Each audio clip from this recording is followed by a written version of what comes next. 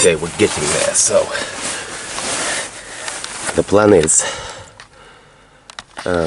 now that the car is in this position, so I'm going to take off the anti-roll bar, lift it up slightly, rest the engine on some wheels, and then undo the mounting frame,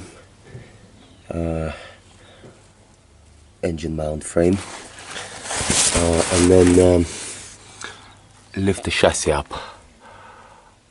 So leave the engine where it is.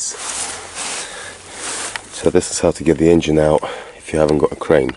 So take out the front, raise up the back, undo, you know, everything from the bottom.